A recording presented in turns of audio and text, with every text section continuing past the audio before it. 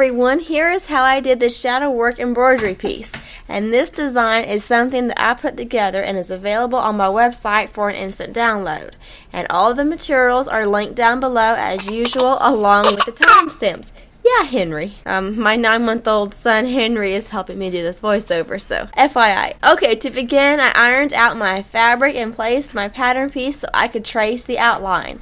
Now this doesn't need to be super precise, but I do like to mark the center of the bodice rather accurately. And then I pinned my design to the underside of my fabric and traced around it. I used a friction pin and traced it as accurate as I could be. And for those little dots, now these are intended to be French knots. Oh, that rhymed. And I just traced the outline of the shape so I can fill it in with the French knots later. Then I put it on this hoop with a stand, and yes, I am well aware that it is too small for my stand hoop, but I am making do for the video. Yeah, Henry, I'm making do for the video since it allows me to use both of my hands, and then I'll just transfer some embroidery work to a regular hoop to complete everything off camera. So anyhow, I take this floss number 899 and pull a strand out of it. Now, if you'd like to know how to get your floss into this little braid, I have a video that is linked below. Yeah, Henry. Now to start, you can simply put a knot in your thread and use that to secure your thread, or you can do this little method if you want to avoid a knot. It's a little fancy, you know. You'll just take your thread up from the back of your work and then take a stitch over and then down to the backside of your fabric, and then that'll pierce the tail of your floss and then secure your work that way. So to embroider this flower, first I'm doing back stitches along the top of the flower. These stitches aren't going to contribute any to the shadow work effect. They are simply going to outline the top of the flower. And then I'll start alternating the back stitches from the left side of the flower to the right side of the flower for that shadow work effect. Also, I do make sure that my stitches go over the tail to keep everything nice and tidy on the back of my work, just as tidy as I can get it at least. It may seem trivial to worry about containing the tail of your thread, but these little guys can really add up and get out of hand in a hurry.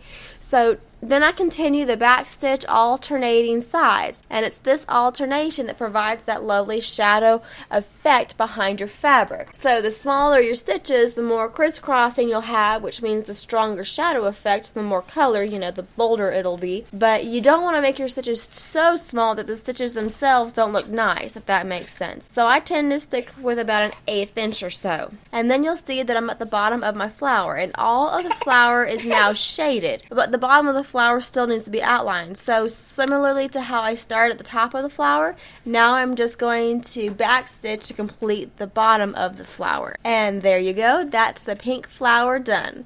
So to tie off, I loop my threads around some of the shadow work threads and create a loop, and then I go through that loop once and send my needle under those shadow work threads so I can hide the tail.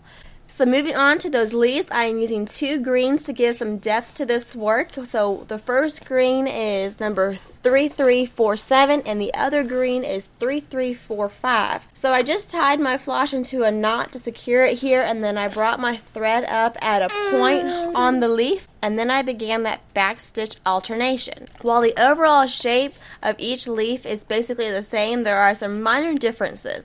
So some of the leaves will allow you to just alternate, and then you will end at another point and easy as pie, and then some of the leaves will have a little rounded bottom like I'm working here. If you get down to the rounded bottom and your leaf is well shadowed but you haven't done the entire outline of the bottom, just do a back stitch without alternating as I showed the pink flower. And then I did the outline stitch in the lighter green color all the way down the flower stem. Now later I'll come back and shade it some with the darker green color. So next I moved on to the blue flower, and this has worked similarly to the pink flower, but I wanted to show it just in case anyone wants the instruction.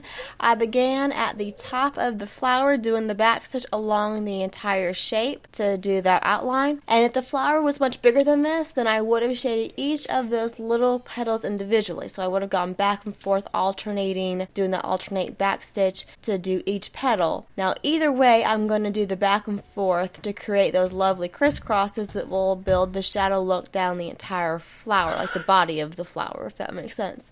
And then finally I did the outline on the bottom of the flower, doing the back stitch once again and not crisscrossing, just doing the plain back stitch since the rest of the flower had already been shaded. Like I said, it's similar to the pink flower. And here you go. I take the darker green, started at that blue flower, and continue it so that it shades the main stem of the flower. This just adds some depth to your work. Yeah, Henry. You can just play around with it. There isn't really a right or wrong way to do with it. Just have some fun. Oh my goodness. Henry. Okay, and my toddler got to a few of my flourishes and took the labels off. So this is actually... I know, I was upset too.